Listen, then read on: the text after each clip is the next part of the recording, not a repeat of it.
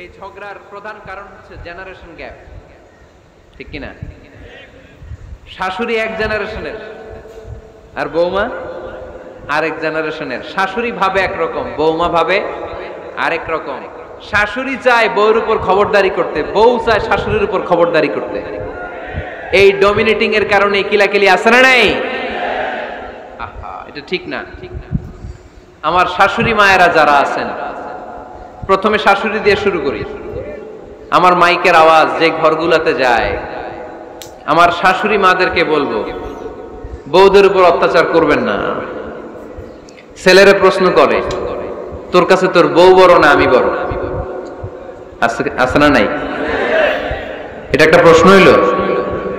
তোর বউ বড় না আমি বড়? দুইজনেই বড়। তো এক ছেলে সুন্দর উত্তর দিছে, আমার কাছে ভালো লাগছে উত্তরটা শুনে। এক মা প্রশ্ন করছে, তোর এতদিন আমি লালন পালন করে বড় করলাম, জীবন যৌবন তোর জন্য শেষ করলাম, আজকে বউ পাইয়া বউ তোর আপন হয়ে গেল? এবার ছেলে উত্তর দিছে, মা, আমার মুখ থেকে মা ডাক শোনার জন্য তুমি কি কষ্টটাই না করছো জীবনে।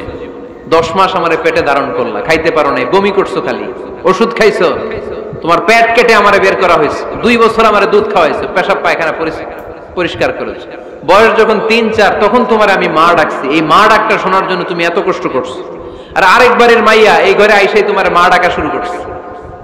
যেই মেয়েটা তোমারে মা ডাকে সে আমার আপন হবে না কেন মা?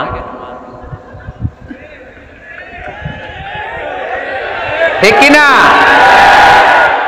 এই মা ডাক শোনার জন্য তুমি এত কষ্ট করলা, আমার লালন পালন করলা, 10 মাস পেটে ধরলা, পেশাব পায়খানা পরিষ্কার করলা, এরপরে মা ডাক শুনতে পারছো। আর আরেকবারের মেয়ে জানা নাই চিনা নাই এসেই তোমার ডাকা শুরু করছে মা। তো যে আমার মারে মা ডাকে তার স্থান তো আমার কলিজায়, ঠিক কিনা? শাশুড়ি আম্মারা যারা আছেন, প্লিজ বৌমাদেরকে কষ্ট দিয়েন না। অনেক শাশুড়ি আছে পান থেকে চুন খসলে রেগে যায়, পদে পদে স্ত্রীর ভুল ধরে, বউয়ের ভুল ধরে, আছে না নাই? এটা করবেন না। সে তো নতুন, আপনার অনেক এক্সপিরিয়েন্স হতে তার সময় লাগবে, তাকে সময় দিন, তাকে ভালোবাসুন, ঠিক কিনা? না বুঝে সামান্যতে বৌমারে বদদোয়া দেয়, এরকম আছে না নাই? কিন্তু বুঝতে চায় না, বৌমারে যদি বদদোয়া দেয় তাহলে তার নিজ ছেলের পরিবারের ক্ষতি, পেটে ধরা যে ছেলে, ছেলের পরিবারের কিন্তু ক্ষতি, তার আপন নাতি নাতনিদেরই ক্ষতি। আওয়াজ করে বলেন ঠিক কিনা? বৌমাকে বদদোয়া দিয়েন না। বৌমাকে নিজের মেয়ের মতো দেখবেন। সমাধান আমি দিচ্ছি, কেমন দেখতে হবে? নিজের মেয়ের মতো। নিজের মেয়ে সকালে ঘুম থেকে ওঠে 11টা, ওইটা সমস্যা নাই। বৌমা কেন উঠলো না, ওইখানেই ঝামেলা, আছে না নাই? মেহেরবানি করে আপনার বৌমাকে আপনার নিজের মেয়ের মতো দেখেন। নিজের মেয়ের যেমনি আদর করেন তাকেও অমনি আদর করেন। আপনার বৌমারে যদি আপনি কষ্ট দেন, মনে রাখবেন আপনার নিজের মেয়েটাও আরেকবারের বউ হয়ে কয়েকদিন পরে যাবে। আপনি যা যা করবেন আপনার মেয়েকেও তারা ওই রকম কষ্ট দিয়ে বাড়িতে ফিরিয়ে দিবে। চিল্লায় বলেন ঠিক কিনা? খবরদার, টিট ফর ট্যাট। ইট্টি মারলে পাটকেলটি খেতে হয়। এজন্য শাশুড়ি আম্মা জানারা যারা আছেন, বৌমার সাথে খারাপ আচরণ করবেন না মেহেরবানি করে। তাকে আপনি কষ্ট দিলে আপনার নিজের মেয়েটাও আরেক বাড়ির বৌমা হবে, সেও ওই বাড়িতে এই কষ্টগুলো ভোগ করবে। এগুলো যখন আপনি শুনবেন তখন আপনার চোখ দিয়ে পানি পড়বে কি পড়বে না? পড়বে। এবার আসেন বৌমার কথা বলি। বৌমা যারা আছেন মেহেরবানি করে, বৌমা যারা আছেন মেহেরবানি করে আপনার শাশুড়ি আম্মাকে নিজের মায়ের জায়গায় রাখবেন। আপনার বাড়ি ছেড়ে নতুন বাড়িতে আসছেন, তো এটাই তো আপনার বাড়ি। আপনার মা রেখে দিয়ে নতুন মা পাইছেন, এটাই তো আপনার মা। তো ওনাকে মায়ের জায়গায় বসাতে আপনার সমস্যাটা কোথায়? বৌমারা খেয়াল রাখবেন, আপনি আপনার শাশুড়ির সাথে যে আচরণটা করতেছেন, আপনার শেষ বয়সে আপনার ছেলের বিয়ে দেওয়ার পরে যে বৌমাটা আসবে ওই আচরণই আপনাকে ফিরিয়ে দিবে।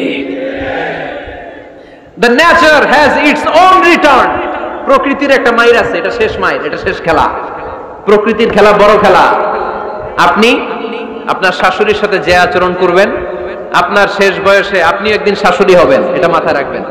ওই আচরণই আপনি ফিরে পাবেন। আওয়াজ করে বলতে হবে ঠিক কিনা? এজন্য 9 নাম্বার পয়েন্টস হচ্ছে মিউচুয়াল রেসপেক্ট। সবাই যেন সবাইকে ভালোবাসি। দোষ ছাড়া মানুষ নাই, সবার দোষ আছে, আমরা যেন একে অন্যের দোষ না খুঁজি। বৌমারা, আপনাদের কেন যদি আমার মাইকের আওয়াজ যায়, অল্প কিছু টেকনিক অবলম্বন করলে আপনি আপনার শাশুড়ির মন জয় করতে পারবেন। শাশুড়িরা আসলে বেশি কিছু চায় না, আগের জামানার মানুষ তো, এদেরকে ওইভাবে হাত করতে হবে। মাঝে মাঝে একটু শাশুড়ির মাথায় তেল দিয়ে দেন, চুলে তেল দিয়ে দিবেন আর কি, মাঝে মাঝে চুল আশ্রয় দিবেন, এগুলো কিন্তু খুব পছন্দ করে শাশুড়িরা। ওনার প্রেশারটা একটু মেপে দিবেন, ডায়াবেটিক্সের ওষুধটা খাইলো কিনা সময় মতো খোঁজ নিবেন, কি পছন্দ করে খেতে একটু রান্না করে দিবেন। যেই বক্তার ওয়াজ শুনতে পছন্দ করে ওই বক্তার ওয়াজগুলো ডাউনলোড করে শাশুড়ি আম্মাকে দিবেন, ইসলামী বই দিবেন। দেখবেন বয়স্ক নারীরা মাহফিল যেতে খুব পছন্দ করে, ওয়াজ শুনতে খুব পছন্দ করে, নবীদের কাহিনীগুলো শুনতে পছন্দ করে। বসায় বসায় একটু কাহিনীগুলো শোনাবেন।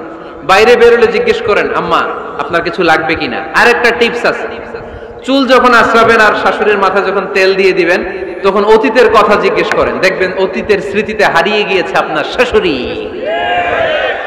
কি জিজ্ঞেস করবেন জানেন? জিজ্ঞেস করবেন, আম্মা জান, মুক্তিযুদ্ধের সময় আপনার বয়স কত ছিল? ওই সময় মুক্তিযুদ্ধের সময় আপনাদের এলাকায় কি কি হয়েছিল মা? আরেকটা প্রশ্ন করবেন, মা বিয়ের সময় আপনি কেমন ছিলেন? ওই দিন দেখবেন বুড়ি আর বুড়ি নাই, জুয়ান হয়ে গেছে। ওই দিন বলবে, মা আমি অনেক সুন্দরী ছিলাম, আমার মাথায় অনেক চুল ছিল, আজকে নাই। আমগো গ্রামে আমার সাথে সুন্দরী মাইয়া ছিল না। অতীতের স্মৃতিতে, স্মৃতি হাতরাতে হাতরাতে তিনি হারিয়ে যাবেন। জিজ্ঞেস করবেন যে, মা শীতকালে আপনাদের দেশে কি পিঠা বানাতেন আপনি যখন ছোট ছিলেন, আপনার বাপ চাচারা কি করতো? এগুলো জিজ্ঞেস করলে উনি স্মৃতির পাতা হাতরাতে হাতরাতে চোখ দিয়ে দাঁড় দাঁড় করে ওনার পানি ঝরতে শুরু করবে। আপনার জায়গায়, ওনার হৃদয়ের মনি কোঠায় এমন জায়গায় পৌঁছবে, আপনার ছাড়া উনি কিছুই বুঝবে না।